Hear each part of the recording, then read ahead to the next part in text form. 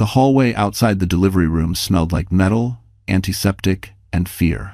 Nurses rushed past with trays of instruments. Alarms echoed through the walls, and somewhere inside that room, Avery Monroe was fighting for her life while bringing 3 more into the world. Her pulse had flatlined twice, her lungs almost collapsed.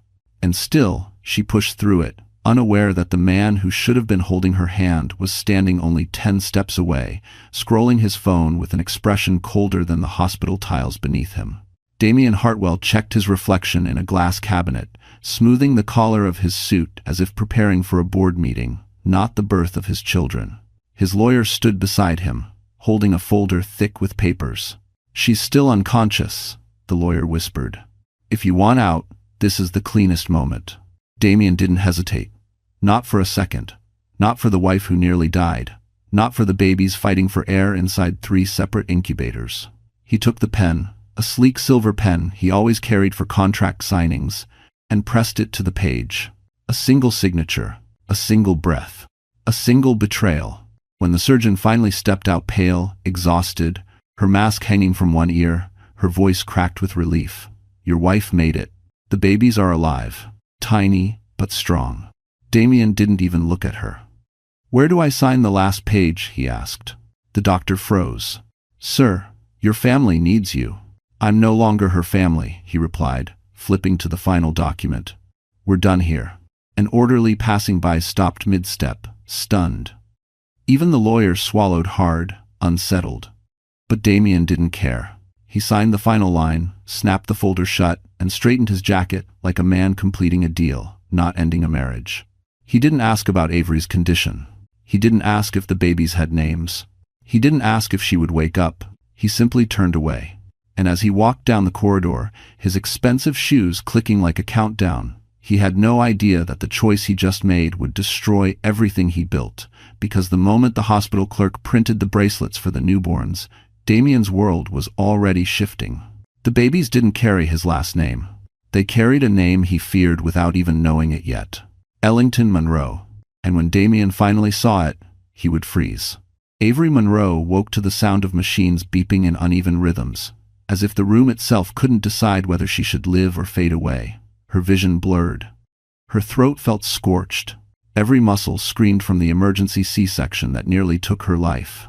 She tried to lift her hand, but even that felt like lifting concrete. The first thing she whispered wasn't, "Where am I?" It was, "My babies, please, my babies." A nurse rushed to her side. "Easy, sweetheart. Don't move too fast. You lost a lot of blood." Avery blinked hard, forcing the world into focus. "Are they alive?" The nurse hesitated. Not long, just long enough for Avery's heart to crack. "They're in the NICU," the nurse finally said. "Very small, very fragile. But yes, they're alive." Tears spilled from Avery's eyes, running into her hairline. She tried to sit up, but pain ripped through her abdomen, making her gasp. The nurse gently held her down. "You need to breathe. You need to recover." Avery swallowed hard. "I need my husband. Please, tell him I'm awake." That was when the nurse's expression changed just slightly, but unmistakably, a flicker of discomfort. Even pity. "Avery," she began softly, "there's something you need to know." Before the nurse could finish, someone entered. A man in a gray suit. No badge, no flowers, no warmth. He carried a tablet like he was entering a conference room, not a maternity ward. "Miss Monroe," he said flatly, "I'm with the hospital's legal liaison team." Avery frowned. "Where's Damien?" "Why is legal?" He cut her off. "Your marital status changed early this morning." The divorce was finalized at 2:14 a.m. Avery stared at him, her mind refusing to process the words. "That's impossible. I was unconscious." "Your signature was already on file from prior medical consent documents," he replied. "It was considered valid." Her chest tightened. No, he wouldn't do that. Not today. Not after. "He already has," the man said, turning the tablet toward her. There it was. Damien's signature. Her printed name. The timestamp. All legal. All final. Avery felt the world tilt. She gripped the sheet so tightly, her knuckles whitened. The man continued, oblivious to her breaking heart. Because the divorce is finalized, your insurance coverage through Mr. Hartwell ended immediately. Your room will be reassigned. And regarding your children, Avery's head snapped up. My children? There will be a temporary review of custodial authority, he said, given your current medical condition and financial status. My babies need me, Avery whispered. I haven't even held them yet.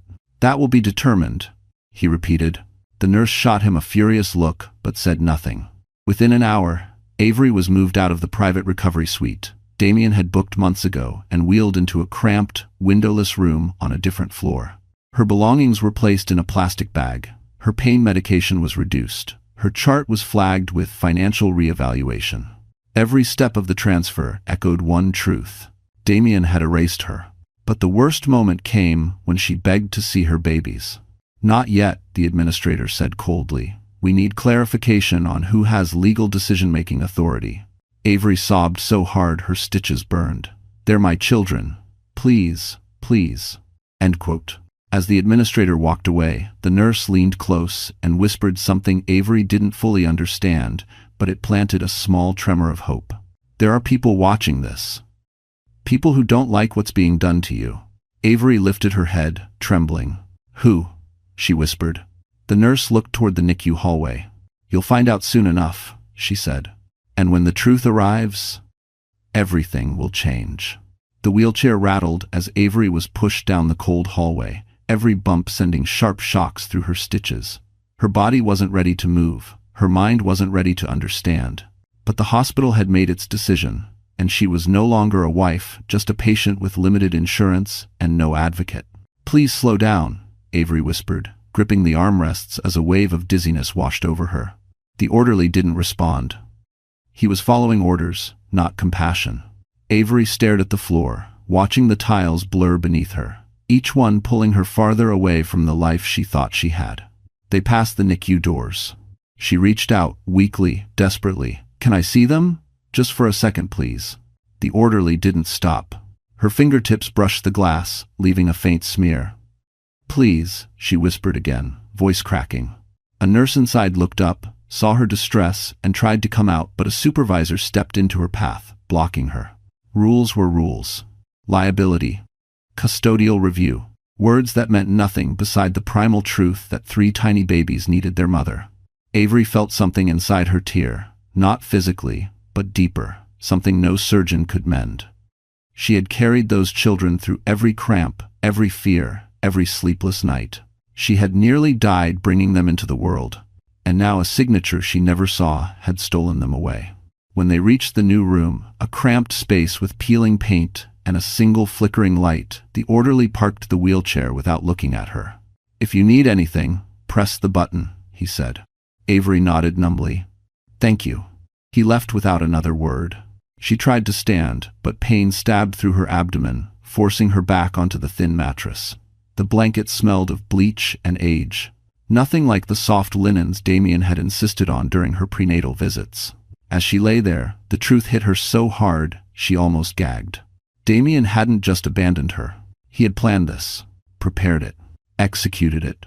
She fumbled for her phone, hands trembling. She dialed Damien's number, blocked. She tried again, blocked. She texted him anyway. Please, I need you. Our babies need you. The message didn't deliver. Avery covered her mouth to muffle the sob that escaped her. She curled onto her side, hugging herself, trying to hold her body together while everything else fell apart. Hours later, a cafeteria worker brought her a tray with cold soup and crackers.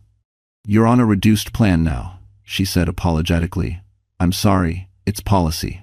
Avery nodded, unable to speak. She wasn't hungry. She was hollow. Night fell. Machines beeped distantly. Laughter from another room echoed down the hall, sharp and cruel in contrast to her silence. Then footsteps. Soft, hesitant. A knock. Avery wiped her face quickly. Come in, she whispered. The door opened just enough for a woman to step inside a nurse she thought she recognized from earlier. Her expression was conflicted, her eyes full of a sympathy she wasn't allowed to show in daylight. Miss Monroe, she said quietly, I shouldn't be here, but you need to know something. Avery blinked, trying to sit up. What is it? The nurse glanced over her shoulder, making sure no one was watching. "You're not alone in this," she whispered. "Someone has been asking about you. Someone important." Avery's breath caught. "Who?" The nurse stepped closer, lowering her voice. He said, "His name is Ellington." Avery froze. She didn't know anyone by that name. But whoever he was, he had just changed everything. The next morning arrived slowly, dripping into the room like cold water. Avery hadn't slept at all. Every time she closed her eyes, she heard the NICU alarms. Imagined one of her babies slipping away while she lay useless in this dim, forgotten room. Her body ached, her throat burned, and her heart felt like someone had reached inside and torn it in half. She stared at the door, replaying the nurse's whispered words again and again. Someone named Ellington. Someone important. Someone asking about her. It made no sense. She didn't know anyone powerful. She didn't even know anyone wealthy. She was a school teacher who clipped coupons and bought secondhand baby clothes. The only Ellington she had ever heard of was a name mentioned in financial news whenever some major acquisition happened. But that was a different universe, one Damien belonged to, not her. The door opened suddenly, making her flinch. Dr. Naomi Reed stepped inside, holding a chart. Unlike most staff, she didn't try to hide her frustration. "You look worse than yesterday," she said gently. "Pain levels? Manageable?" Avery lied. "I need to see my babies."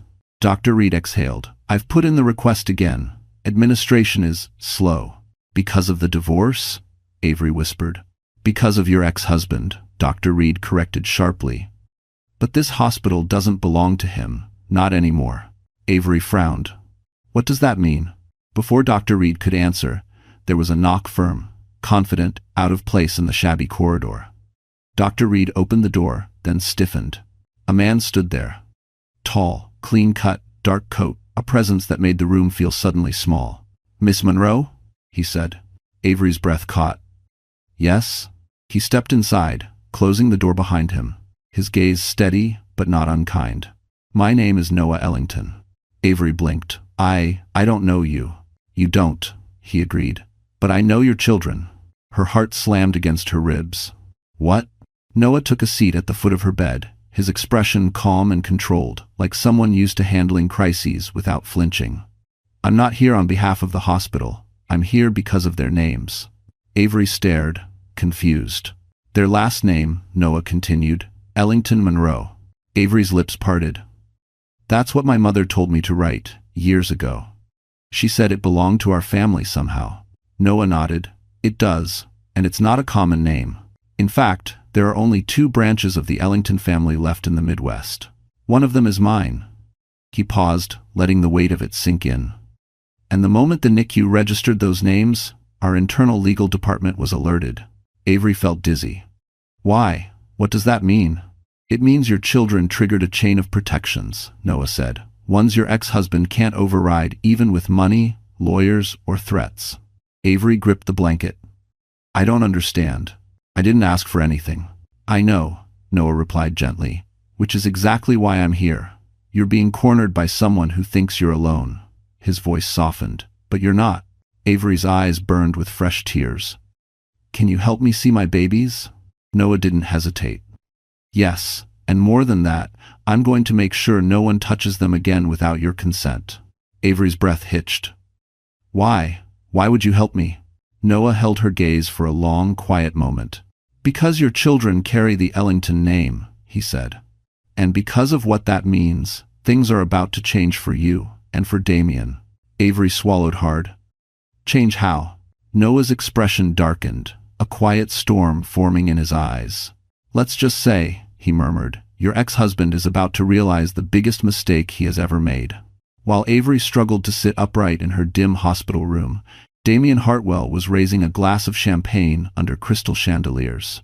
The contrast couldn't have been crueler. Chicago's most exclusive rooftop lounge glowed with warm lights, jazz humming low as city towers shimmered below. Damien stood near the edge, the skyline stretching like a trophy behind him. Vivian Lake slipped her hand around his arm, her red dress catching every reflection of the room. "To new beginnings," Vivian said, clinking her glass lightly against his. Damien smirked. "To freedom." Freedom, that's what he called it. Freedom from responsibility.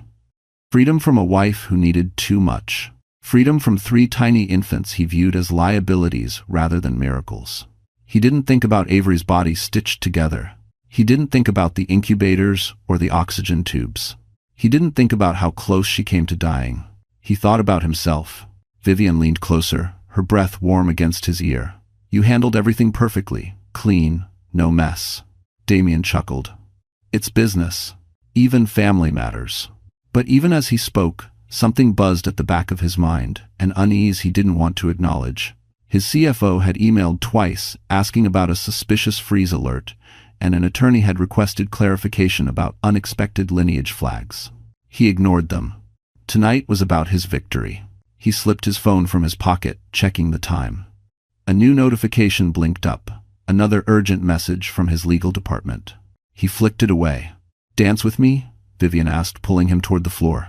For a moment, Damien let himself enjoy it, the music, the attention, the feeling of control returning to him like oxygen. He had done the impossible. Cut ties before the children became too expensive, too complicated, too public.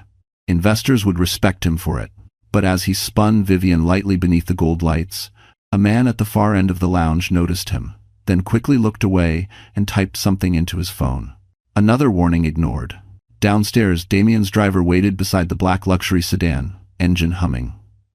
A call came through. Unknown number. The driver answered automatically. Is Mr. Hartwell available? A deep voice asked. He's busy, the driver said. The voice didn't sound surprised. Tell him the Ellington inquiry has been escalated. The driver froze. He'd heard that name before, in the same way soldiers recognize the sound of an approaching missile. He opened his mouth to ask a question, but the line had already gone dead. Upstairs, Damien laughed at something, Vivian whispered, unaware that the first domino in his empire had begun to topple. Hours later, after the party ended, Damien finally checked his phone again. Another alert. Another flagged document. Another reminder that something wasn't aligning. He scrolled lazily until one message caught his eye. Immediate review required. NICU bracelets carry last name Ellington Monroe and bruise. Damien stopped breathing. His fingers trembled just slightly as he zoomed in on the attached photo. 3 tiny hospital bracelets. 3 printed names. 3 undeniable connections. Ellington. Ellington. Ellington. Damien's chest tightened. No. No, this couldn't be happening. Vivian glanced over. What's wrong? Damien didn't answer. Because for the first time since signing the divorce papers, he felt something colder than guilt, sharper than fear. Recognition. Avery hadn't just kept a secret. She had carried a name that could dismantle him. And Damien had just realized too late that the freedom he was celebrating was the very rope tightening around his own neck. Avery woke before sunrise, her body trembling from a mixture of pain, fear, and exhaustion. She hadn't slept, couldn't sleep. Every time she closed her eyes, she saw the NICU doors. She saw tiny bodies fighting for each breath.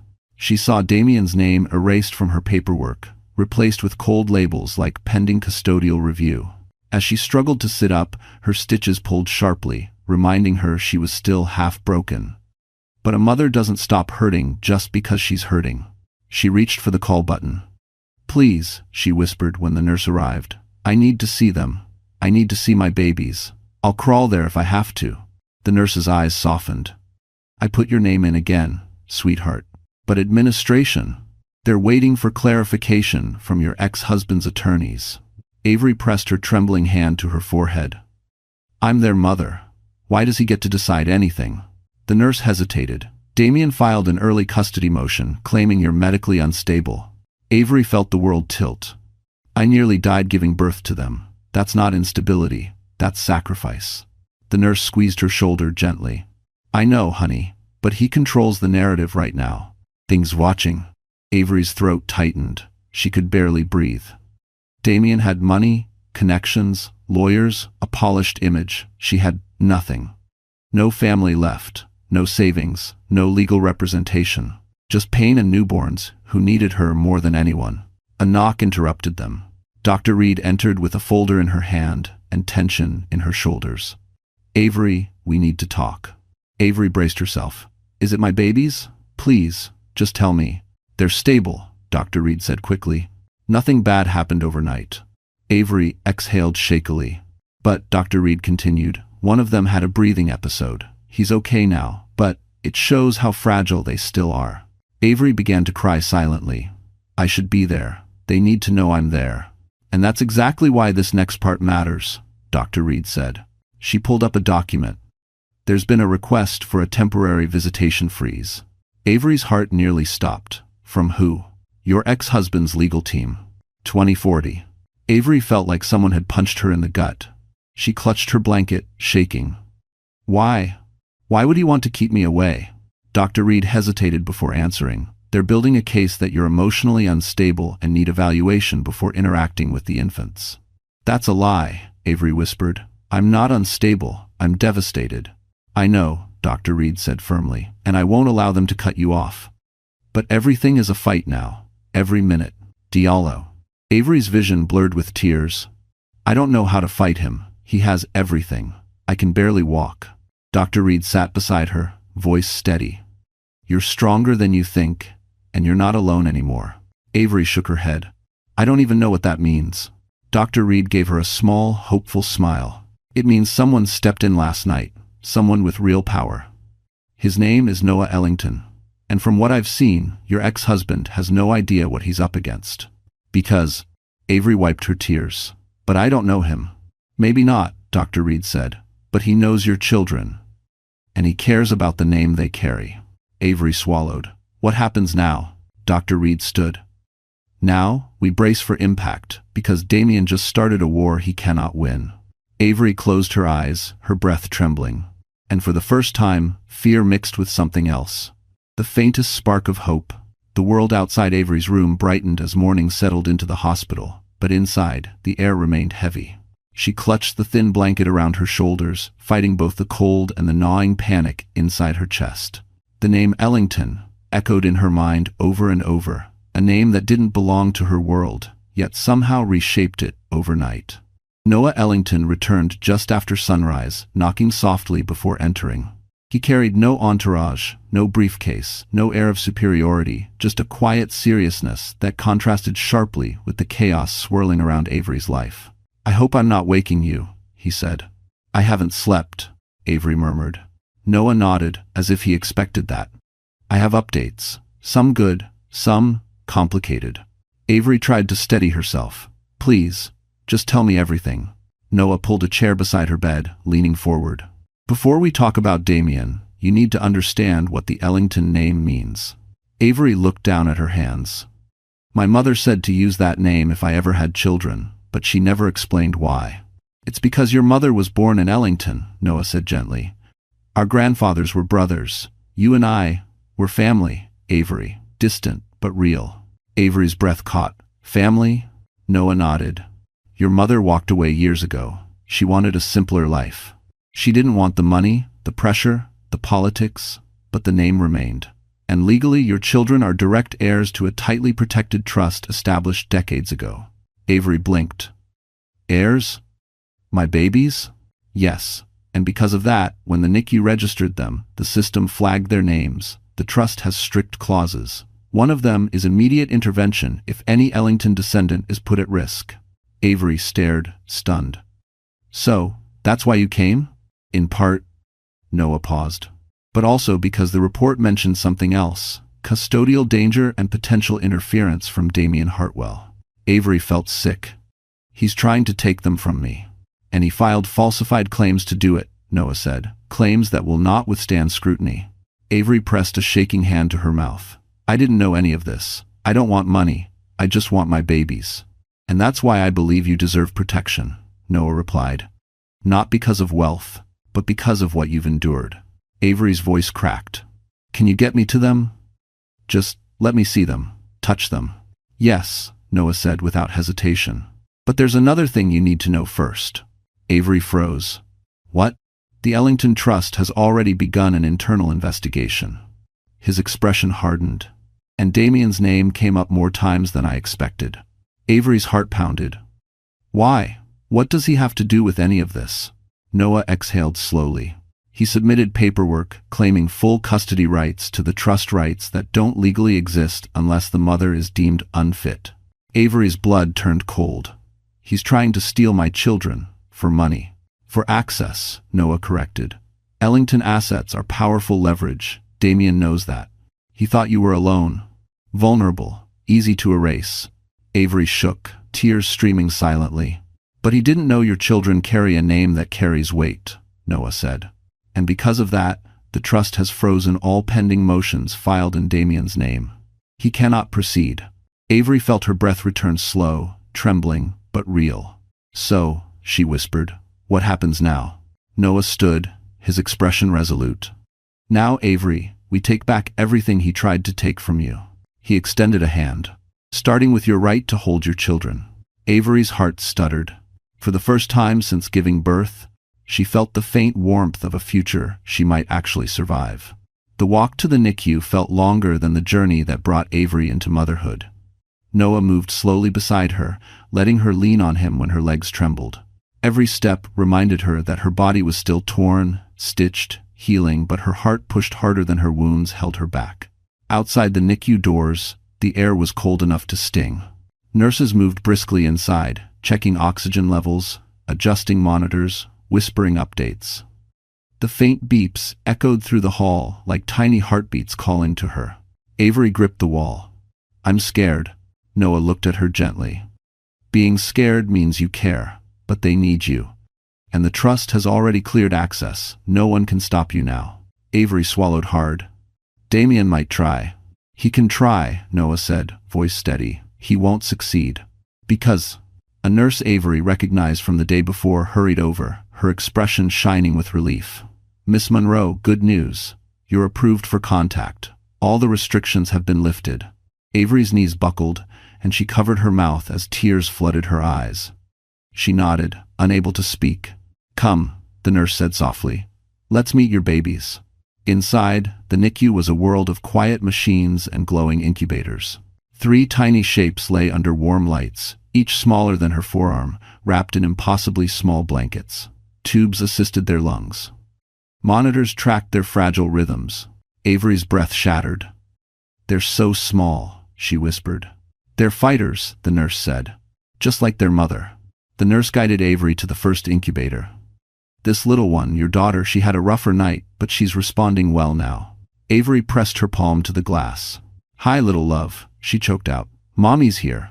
Her baby's fingers twitched, and Avery sobbed. Are you ready? The nurse asked gently. We can do skin-to-skin contact. Avery froze, fear mixing with longing. Can I really hold her? You need to, the nurse said. She needs to feel you. With trembling hands, Avery lowered herself into a cushioned chair. The nurse carefully lifted the tiny infant, swaddled in warm cloth, and placed her onto Avery's chest.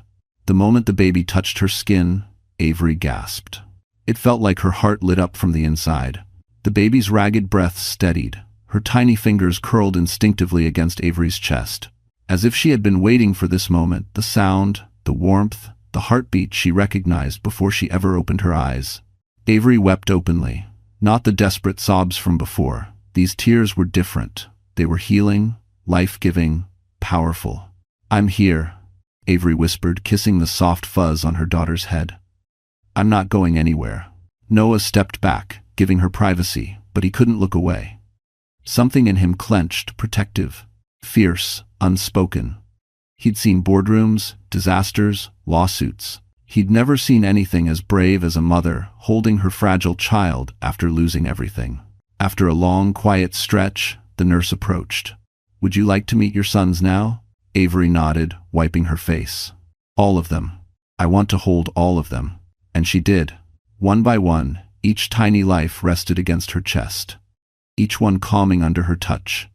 Each one claiming her. Hours passed like minutes. But the peace didn't last.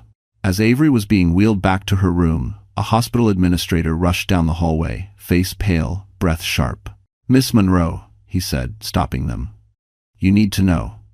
Damien Hartwell, he just filed an emergency petition. Avery's heart dropped. For what? The administrator swallowed. To suspend all maternal visitation. Avery clutched the armrests, her voice breaking. He wants to take your babies.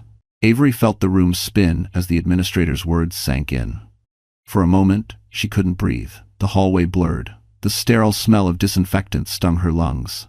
The pain in her abdomen flared so violently she nearly doubled over. "He wants to suspend all maternal visitation," the man repeated, softer this time, as if volume could soften the cruelty. "No," Avery whispered. "No, he can't do this." Noah stepped forward, positioning himself between her and the administrator.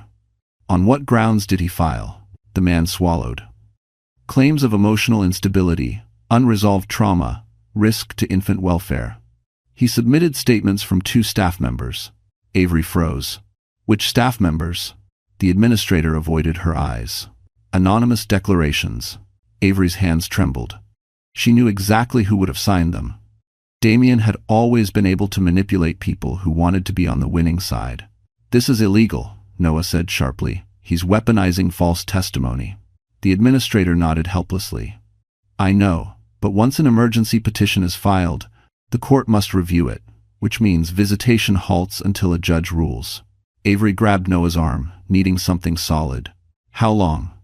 "The babies need me." "How long?" "Hours," the administrator said. "Maybe a day. For newborns fighting for each breath." A day was a lifetime. Avery's chest fractured in real time. "He's trying to erase me," she whispered. "He already took my marriage. Now he wants the only thing I have left." Noah crouched beside her wheelchair, meeting her eyes. "He will not win." Avery shook her head. "You don't understand. Damien always wins. He manipulates, he pressures, he threatens people listen to him. They're afraid of him." "No," Noah said calmly. "They're afraid of who they think he is.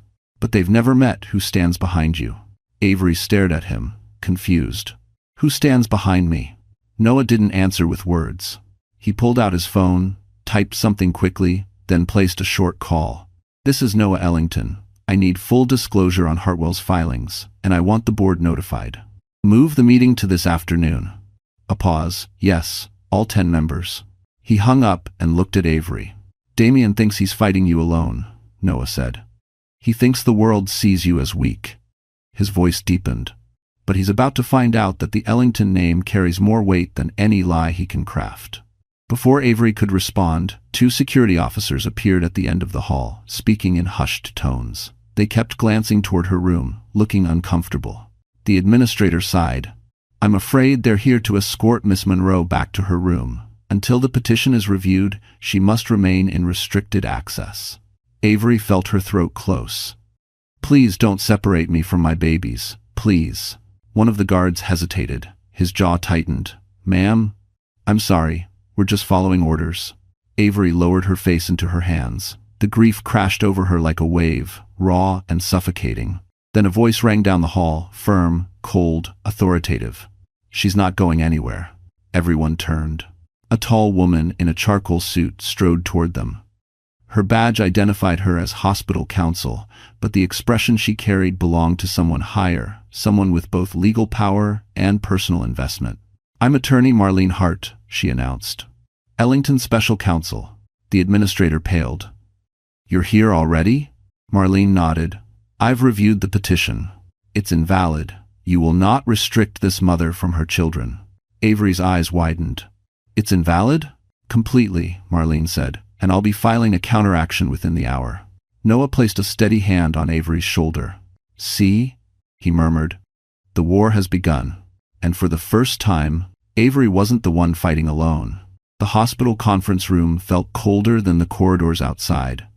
Fluorescent lights buzzed overhead, flickering like a warning. Avery sat in her wheelchair, hands clasped so tightly her knuckles had turned white. Noah stood beside her, calm but sharp-eyed, his posture radiating authority. Attorney Marlene Hart paced slowly, reviewing a stack of documents thicker than a medical textbook. Across the table sat the hospital administrator, flanked by 2 risk managers who avoided Avery's gaze like she was a threat, not a mother. "We are here to discuss, Mr. Damien Hartwell's emergency petition," Marlene began, her tone clipped, professional, deadly. "Let's begin with your justification for accepting a filing based on anonymous testimonies." The administrator cleared his throat. "Our system requires us to take any emergency filing seriously, regardless of source." "Anonymous is not a source," Marlene snapped. "That's gossip with a signature block." Avery flinched, but Noah leaned down and whispered, "You're okay. We've got this." It for his nest. The administrator shuffled nervously. We were acting under family court protocol. No, Marlene cut in. You were acting under pressure from a powerful donor. Do you deny that Damien Hartwell has contributed more than $2 million to this hospital over the last 4 years? Silence. The risk managers stiffened. Avery felt a wave of nausea roll through her. So that was it. Money, influence, favors. Damien had paid for the power to erase her. Marlene continued, voice slicing through the quiet. Furthermore, you allowed a petition claiming emotional instability when your own attending physician cleared Miss Monroe as stable and capable. Explain that contradiction. The administrator swallowed. We were considering the complexity of her medical recovery. Then let me simplify it, Marlene said. Miss Monroe nearly died giving birth to premature triplets. Instead of support, you punished her. You downgraded her room, limited her access, and accepted fraudulent claims. Avery looked down, blinking rapidly to keep tears from spilling. Marlene pulled a paper from her folder and slid it forward. This is the psychological evaluation Miss Monroe underwent this morning. Voluntarily. To resolve any doubts. The administrator picked it up. His brows rose as he read. It says she is mentally sound, emotionally resilient, and capable of parenting 3 medically fragile newborns. Yes, Marlene finished. So, the administrator said slowly, it means, Noah said, stepping forward. Damien's petition is dead. Avery inhaled sharply, hope flickering alive in her chest. But Marlene wasn't done. Additionally, she said, pulling out another document, we are formally filing a complaint against Mr. Hartwell for fraudulent claims, medical interference, and attempted custodial manipulation. Bythered, present. The risk managers froze. The administrator's eyes widened. You're filing against him? Personally? Yes, Marlene said. The Ellington Trust is filing. Everything stopped. The administrator leaned back, face draining of color. The Ellington Trust? As in? Yes, Noah said calmly. As in the entity that owns 18% of this hospital's research division. Avery snapped her head toward Noah. She hadn't known that. She hadn't known they held that much power. The room changed instantly. The risk managers straightened. The administrator sat upright. And every one of them suddenly looked at Avery not as a patient, but as someone with real standing. Marlene folded her hands. Effective immediately, Miss Monroe's visitation is restored. Full access, no limitations. Avery gasped, covering her mouth.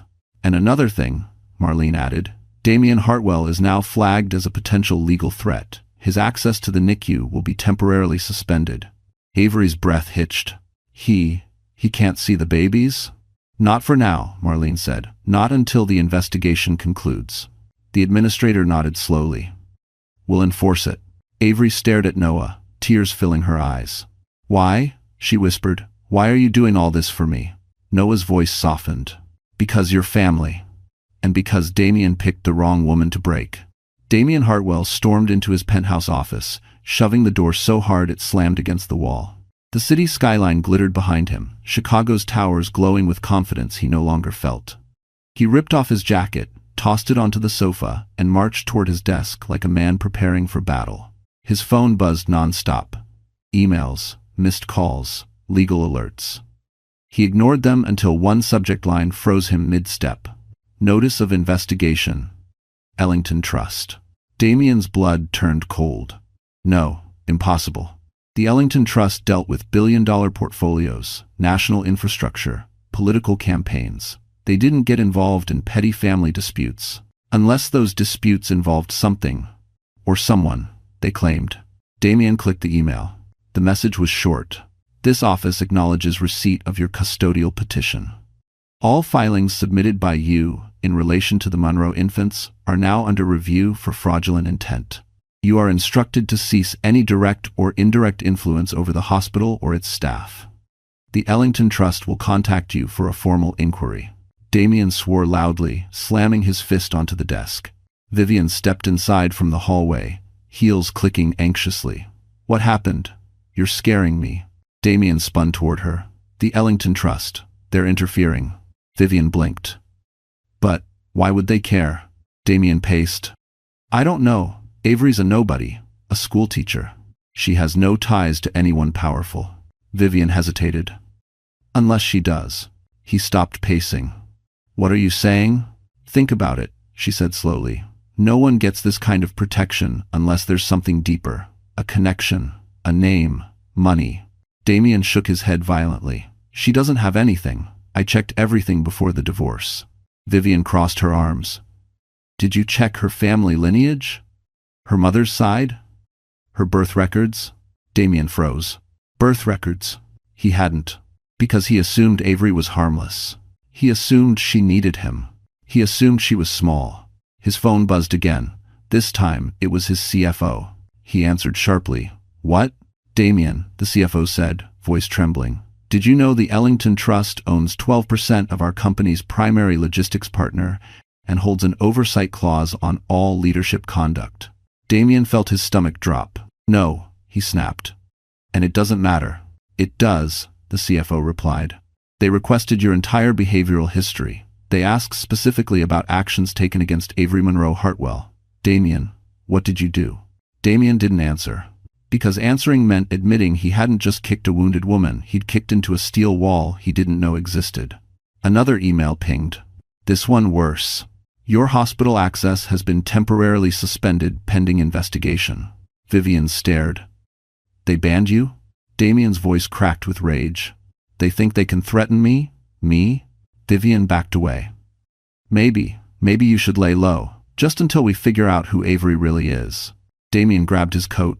No, I'm going down there. They can't keep me from my kids. Vivian reached out, stopping him. Damien, if the Ellington Trust is involved, barging in will only make things worse. I don't care, he growled. He stormed out before she could finish, slamming the door so hard a photo frame fell from the wall. As the elevator doors closed around him, Damien finally let fear crack through his arrogance. Someone was protecting Avery. Someone bigger than him. Someone powerful enough to dismantle everything he built. And the terrifying part? He still had no idea who he was fighting. Damien arrived at the hospital like a storm rage first. Logic nowhere in sight. His shoes hammered against the polished floors as he marched toward the NICU, ignoring the receptionist calling after him.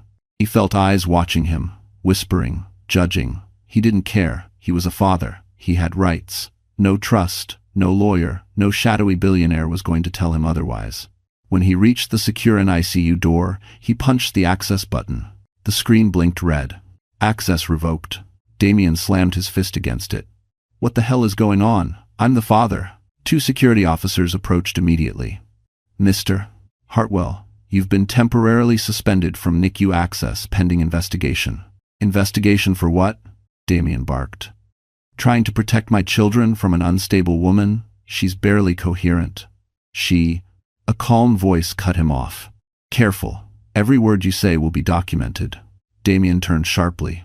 Noah Ellington stood at the end of the hallway, hands in his pockets, posture relaxed but commanding in a way that made the security officers straighten unconsciously. He walked toward Damien with the quiet confidence of someone who didn't need to raise his voice to dominate a room. Damien scoffed. And who the hell are you supposed to be? Noah extended a hand. Noah Ellington. Damien didn't shake it. He just froze. That name. That impossible name. Noah's expression didn't change. I believe you've been filing petitions regarding Avery Monroe and her children. Damien's jaw worked. They're my children. No, Noah corrected coolly. They are Avery's children, and they carry the Ellington name. Damien's stomach flipped. That was her choice. It doesn't mean anything. Noah's smile didn't reach his eyes. It means everything. The moment those names entered the system, our trust protocols activated. Damien stepped back, suddenly aware of the security officers watching closely. This is ridiculous. Avery is nobody. She's a schoolteacher. Noah tilted his head. Did you check her mother's birth records before marrying her? Damien didn't answer. You should have, Noah said softly. Her mother was Margaret Ellington. The trust doesn't care if she walked away from wealth. It cares that Avery exists, and that her children are direct heirs. Damien went pale. Heirs? Don't lie to me. Noah stepped closer, voice dropping. Your emergency petition triggered a review. Your divorce filing triggered another. And your behavior during Avery's medical crisis triggered 3 more. You're under formal investigation for coercion, custodial manipulation, and medical interference. Damien's pulse raced. I didn't know. How could I know that she came from a family more powerful than yours? Noah finished. Because you didn't care enough to ask. Damien's hands shook. Avery doesn't even know she's an Ellington. She doesn't need to, Noah replied. That's what makes all of this so tragic. She never wanted our money. She never wanted a fight. She wanted her babies and a quiet life. Damien swallowed hard. What do you want from me? Nothing, Noah said. This isn't personal. It's accountability. The NICU door opened, and Avery appeared in a wheelchair, pushed by a nurse. She wasn't strong, but she wasn't broken. Her eyes found Noah first, then Damien. Damien stepped forward. Avery, please. They're my children. Avery looked at him, calm and steady. They are not leverage. They are not bargaining chips. And you don't get to hurt them the way you hurt me. Damien reached for her hand. She pulled it back. Noah spoke quietly, but his words pierced the air like glass. Mr. Hartwell, you should leave, before this becomes worse for you. Damien stared at Avery's expression, gentle, exhausted, resolute, and for the first time, he understood something terrifying. The woman he thought he could break now had a name behind her, and a force he never saw coming. Avery had barely returned to her room when the pressure in the hospital shifted. Nurses moved faster. Administrators whispered urgently near the elevators. Even security seemed on alert, as if something massive had cracked open beneath the surface. Noah stayed by her side, calm but watchful. Something was happening, something bigger than the visitation dispute, bigger than Damien's petition, bigger than even the trust investigation. Avery noticed it too. Noah, what's going on? He exhaled slowly. We triggered a deeper review, and the trust uncovered things Damien never wanted exposed. Before Avery could ask what he meant, Marlene Hart stepped into the room, her face set in a hard, controlled expression. We have a situation, Marlene said, and it's about to break wide open. Avery's heart pounded. Is it about my babies? No, Marlene replied. It's about Damien. Noah nodded for her to continue. Marlene pulled out a tablet and turned it toward Avery. You need to see this. A series of documents filled the screen: financial ledgers, shipping manifests, falsified invoices, offshore accounts. Avery felt her stomach twist. What? What is all this? Proof, Marlene said. Damien's company has been hiding illegal shipments through their logistics network. The trust suspected misconduct for a while, but I don't think they expected it to connect so directly to your situation. This is for. Avery stared blankly. What does this have to do with me? Everything, Noah said. The moment he filed custody for financial gain, it triggered a line-by-line audit of his entire portfolio, and this, he tapped the screen, is enough to bury him. Marlene continued. He didn't just try to take your children. He tried to use them to protect his empire, and the trust does not take kindly to being manipulated. Avery felt dizzy. He was willing to weaponize our babies to cover crime? Noah's jaw tightened. Damien never wanted the children. He wanted access to Ellington leverage. When he realized their last name held power, he pivoted his strategy. Avery covered her mouth, horrified. This is worse than I imagined. It gets worse, Marlene said. Vivian Lake submitted an anonymous declaration against you. She helped file the emotional instability claim. As Avery felt heat rush to her face, anger, betrayal, disbelief. Vivian? She doesn't even know me. She didn't have to, Marlene replied coldly. She just needed the right incentive. A knock interrupted them. A nurse peeked inside. Miss Monroe, there's someone here to see you. He says it's urgent. Avery tensed. Who? The nurse hesitated. A board member from Hartwell Logistics. Avery exchanged a stunned glance with Noah. Send him in, Noah said. Moments later, a nervous man in a tailored suit entered, tugging anxiously at his sleeves. Miss Monroe, he said breathlessly. My name is Peter Lang. I'm part of Damien's executive board. He looked at Noah. And you must be the Ellington representative. Get to the point, Noah said icily. Peter swallowed hard. The board had no idea what Damien was doing. And now that the Ellington Trust is involved, the shareholders are in panic. Damien tried to convince us that you were a threat, that your children were a liability. Avery stared at him, stunned. We're newborns. How could we be a threat? Peter's voice cracked. Because you carry a name that terrifies him. Avery went still. Peter took a shaky breath. We are prepared to testify on your behalf. Damien coerced staff, manipulated legal channels, and used hospital leverage to isolate you. We have emails, we have call logs, we have everything. Again. Avery felt her heart thud against her ribs. Why come forward now? She asked quietly. Peter's answer was simple. Because Damien can't protect us anymore. He lowered his gaze. And because I'm afraid of what the Ellingtons will do if we stay silent. Noah didn't deny it. Avery exhaled shakily, her voice trembling. What happens next? Marlene stepped forward. Next, she said, we turn Damien's empire into rubble. End quote. The storm outside the hospital mirrored the chaos swelling inside its walls. Thunder rolled across the Chicago skyline, rattling the windows as if the world itself sensed a reckoning coming.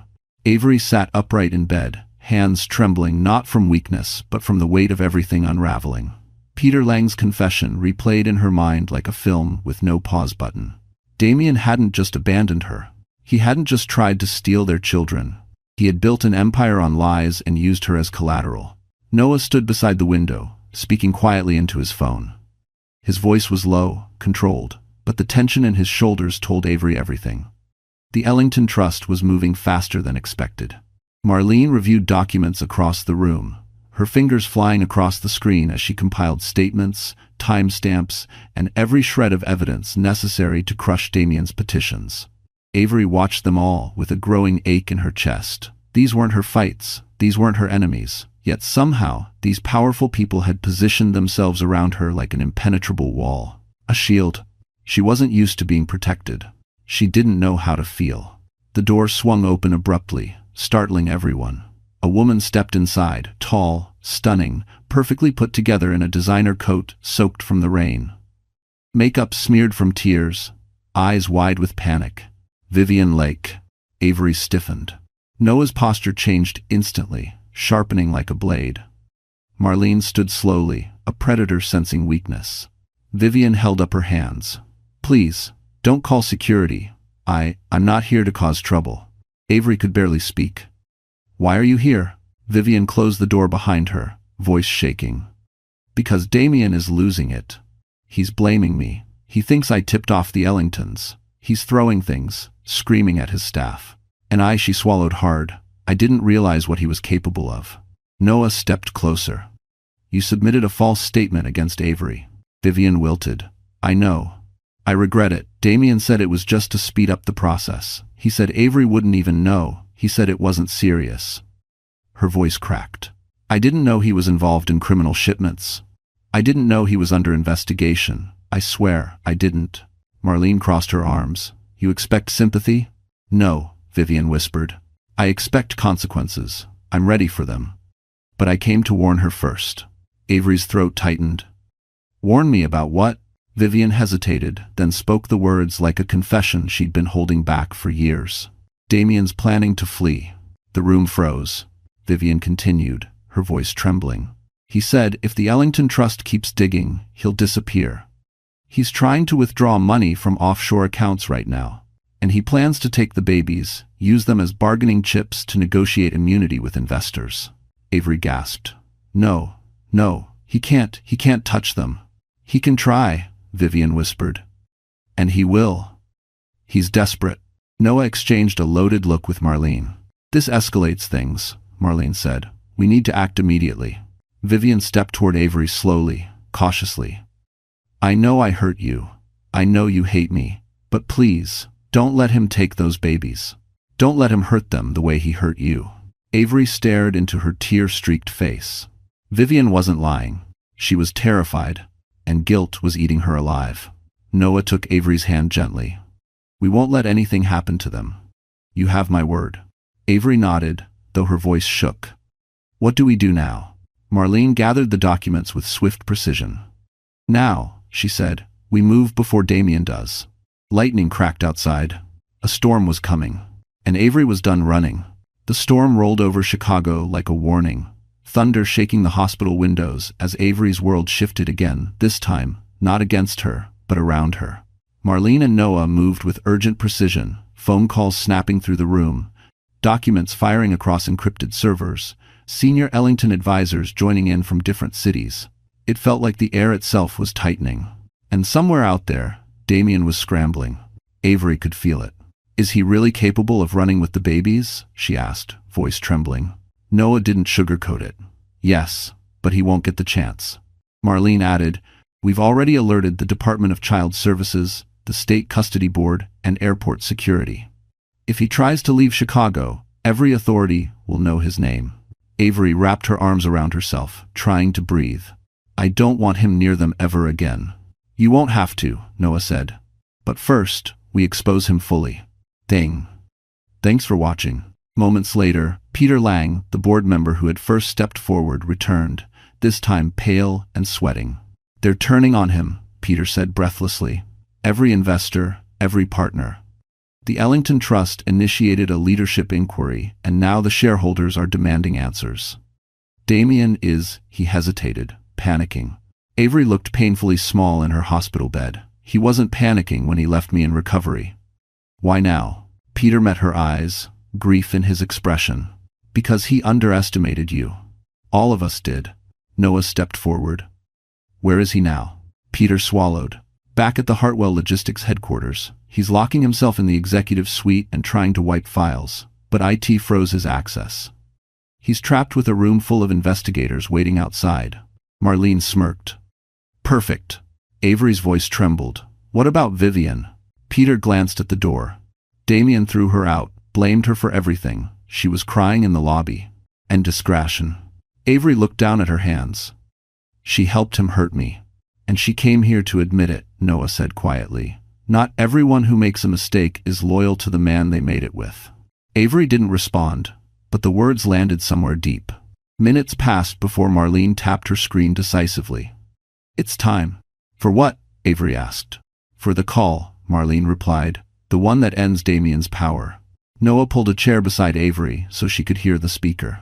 Marlene dialed into the emergency shareholder meeting. Voices filled the room, angry, clipped, panicked. Then Damien's voice boomed through the speaker. "This is a setup. I built this company." A board member cut him off. "Damien, sit down." "I will not sit down in my own." Another voice. "Security, keep him seated." A scuffle, a shout, papers rustling, Damien cursing. Then a cold voice, the chairwoman, spoke. "We have reviewed the charges: custodial manipulation, fraudulent filings, financial misconduct, and attempts to access Ellington assets illegally through an unrecognized familial connection.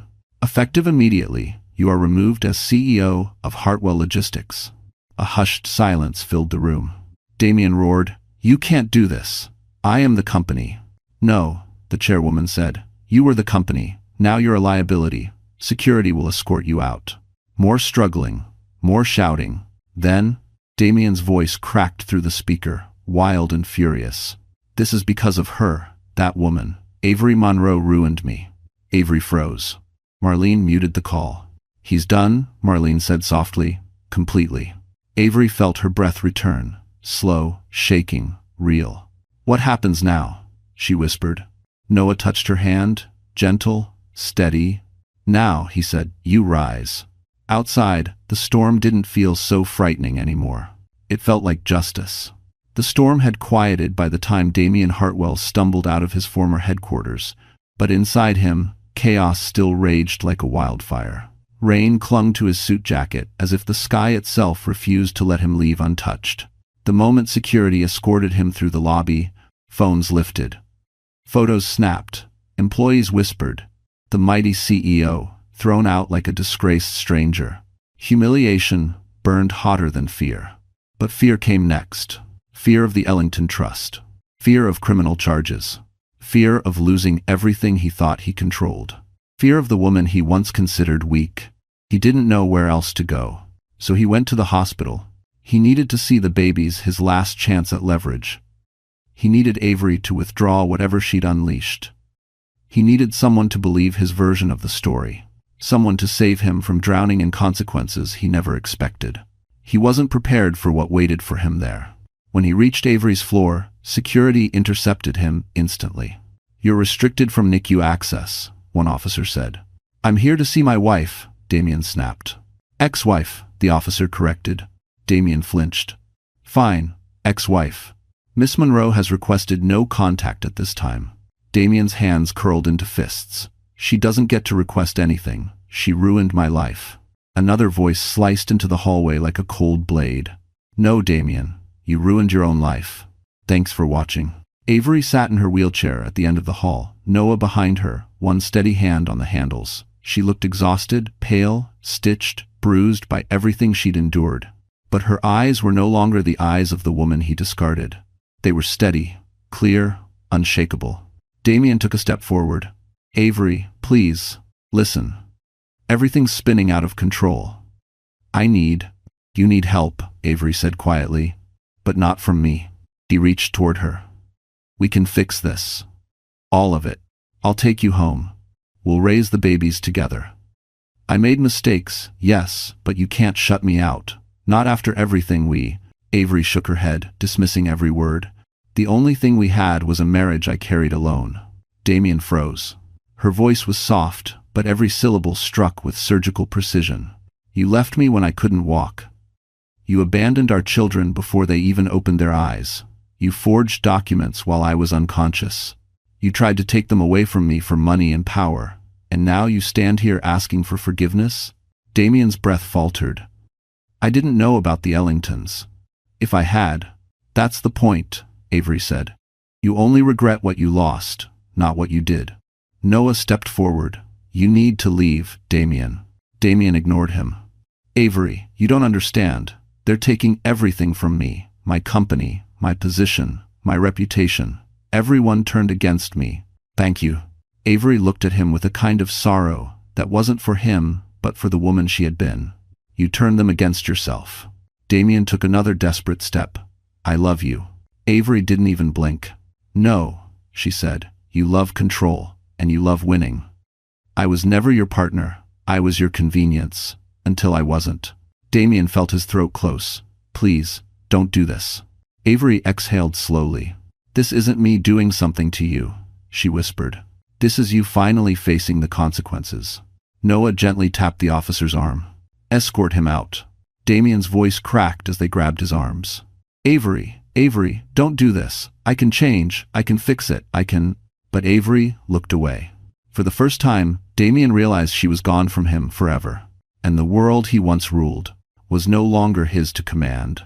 The hospital quieted as evening settled in. Lights dimmed, footsteps softened. Machines hummed in a rhythm Avery had begun to recognize, steady, fragile, like her baby's breaths. But inside her room, silence carried weight, heavy enough to crush her, heavy enough to reshape her. Avery sat alone for the first time in hours. Noah had stepped out to take a call from the trust. Marlene was coordinating with legal. Nurses were changing shifts. Her babies slept in their warm incubators, unaware of the battle raging around them. And Avery finally allowed herself to feel everything she'd been holding back. She curled forward, pressing her forehead into her hands. The pain in her abdomen pulsed, but the ache in her chest eclipsed it. How did it all become this? She whispered. She hadn't planned on being strong. She hadn't planned on being brave. She hadn't planned on fighting a man who once promised to cherish her. She hadn't planned on carrying a name she didn't know held power. She had planned on being a mother, a wife, a quiet woman in a small house, with soft mornings and simple joys. But life had carved her into someone else. A knock sounded, soft, gentle. Avery wiped her eyes quickly. Come in. It wasn't Noah. It was Vivian. She entered cautiously, hands clasped, eyes swollen from crying. Avery tensed, but she didn't look away. Vivian approached her bed slowly. I know I'm the last person you want to see. I needed to say something. Avery's voice was thin. What more is there to say? Vivian swallowed. I was wrong. I helped Damien because I thought he loved me. I thought he saw a future with me. I thought being on his side meant being protected. Her voice broke. But he never loved anyone.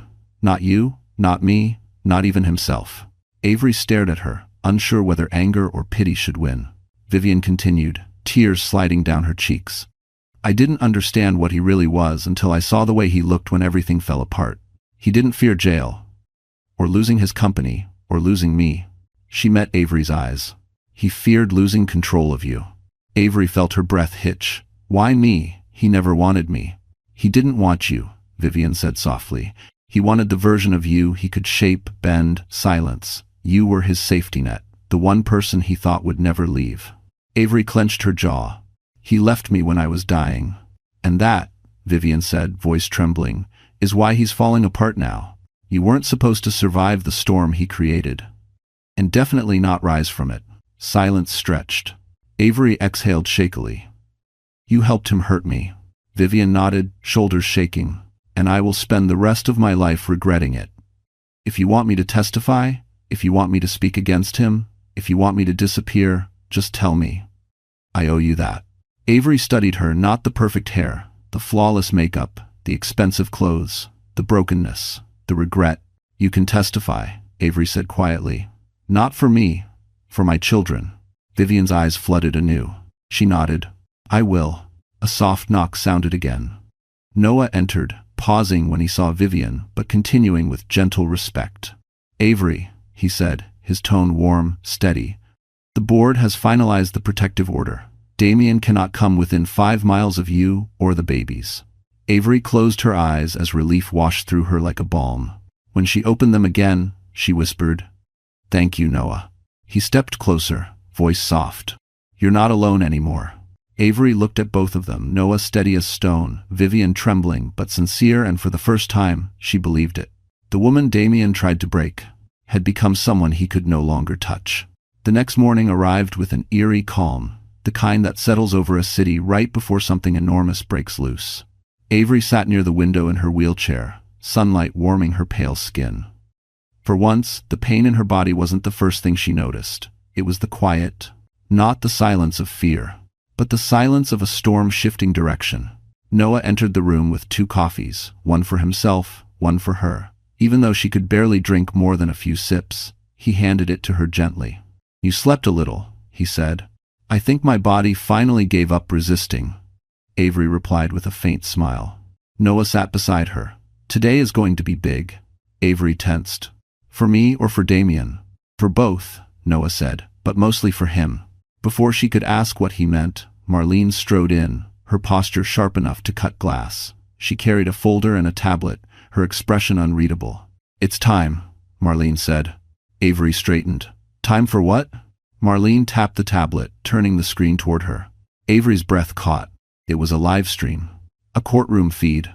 Damien Hartwell sat before a judge, flanked by attorneys who looked as though they wanted to dissolve into the floor. His hair was disheveled, his jaw shadowed with stubble, the polished CEO image shattered beyond repair. What is this? Avery whispered. The emergency custody review, Marlene said. The one Damien demanded. Avery frowned. But I thought they dismissed his petition. They did, Marlene said. But when his company collapsed, when the board ousted him, and when Vivian submitted her testimony, we filed for a counter-petition. Avery blinked. Against him? Against him, Marlene confirmed. For endangerment, manipulation, and medical interference. Avery's stomach twisted. Is that why they're live-streaming it? Noah nodded. It became a public hearing because of the corporate crimes tied to his actions. Investors pushed for transparency. Did I know? Avery watched the screen as the judge spoke. Mr. Hartwell, we have reviewed evidence from the Ellington Trust, the hospital's legal division, and witness statements from multiple board members. Damien looked like he was going to be sick. Furthermore, the judge continued, we have proof that you attempted to remove Miss Avery Monroe from her children's care through coercive and fraudulent actions. Damien's attorney leaned in, whispering furiously, but the judge raised a hand. No, I've heard enough. Avery's heart hammered in her chest. The judge took a deep breath. Effective immediately, Miss Avery Monroe is granted full and sole custody of the 3 minors. Mr. Hartwell is restricted from all visitation until further psychological evaluation and legal review. Avery gasped. Her hand flew to her mouth. Noah placed a steady hand on her shoulder. It's done, he said softly. But the judge wasn't finished. Additionally, Mr. Hartwell, you are barred from approaching Miss Monroe within 5 miles. Violating this order will result in immediate arrest. Damien erupted. This is insane. She is manipulating all of you. Remove him, the judge commanded. As officers pulled Damien up, he screamed into the courtroom. Avery, you can't take my children. You can't take everything. Noah pressed the mute button before the sound could slice deeper into her. Avery stared at the screen, trembling. He's really losing everything, she whispered. Marlene nodded calmly. Actions have consequences. He made his. Avery inhaled slowly, letting the weight of the moment settle into her bones. For the first time since the birth, she felt safe. She felt seen. She felt free. And justice, finally, was no longer a distant dream, but something unfolding right in front of her eyes. The sun dipped low behind the Chicago skyline by the time Avery was strong enough to be wheeled down to the family room outside the NICU. The hallway glowed with warm evening light, soft and golden, as if the world itself was finally trying to give her something gentle.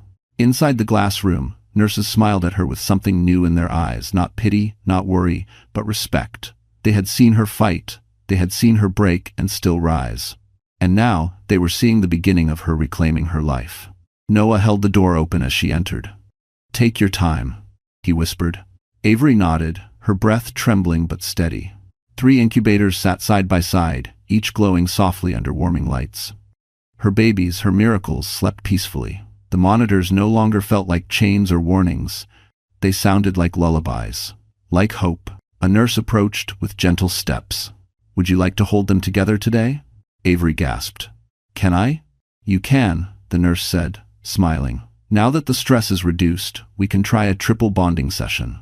Tears blurred Avery's vision.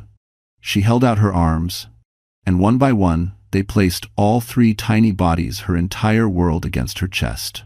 Their warmth, their faint breaths, their little fingers curling instinctively, everything inside her cracked open and rebuilt itself in the same moment. I'm here, she whispered, crying softly. Mama's here, and no one is ever taking you away from me. Noah stepped back, watching the scene quietly. His throat tightened. He had known this woman for only days, but something about her resilience, her gentleness, her fire, stirred something in him he hadn't felt in years. Strength. Grace. A quiet power wrapped in softness. Avery looked up at him. Thank you for saving us. Noah shook his head. You saved yourself. We just made sure the world didn't stop you. Avery smiled through tears. Still, I wouldn't have made it without you. Before Noah could respond, Marlene entered, her expression softer than usual. I have news, she said. Good news. Avery braced herself. What is it? The court approved expedited processing for your protective custody. Damien cannot appeal for 6 months. Avery exhaled in relief. And, Marlene added, the Ellington Trust Board will be issuing a public statement recognizing your children as legal heirs. Discreetly but officially. Avery blinked. Heirs? Noah? I don't want money. Noah crouched beside her, voice warm and steady. It's not about money, it's about protection. The world treats Ellington heirs differently. Safer, cleaner. No one will ever try to use them again. Avery lowered her gaze to her babies. If it keeps them safe, then I accept. Experimentally do no. Noah smiled softly. You're stronger than you know, Avery. Suddenly, Vivian appeared hesitantly at the doorway. Can I come in? Avery looked at her for a long moment, really looked. Vivian wasn't the polished woman she'd seen in glossy clothes beside Damien. She was small, fragile, remorseful. Avery nodded once. Come. Vivian stepped closer, eyes softening as she saw Avery holding all 3 children. You're amazing. Avery gave a faint smile. They're amazing. I'm just trying to be worthy of them. Vivian swallowed. You already are. Silence settled, warm and full. Avery looked at Noah, at Marlene, at Vivian, and then down at her sleeping children. This was the first day she felt like the universe wasn't collapsing on her, but opening for her. A life she could build, a future she could believe in, a peace she could finally reach for.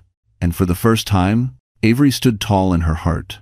6 weeks later, spring sunlight spilled across Chicago like a blessing.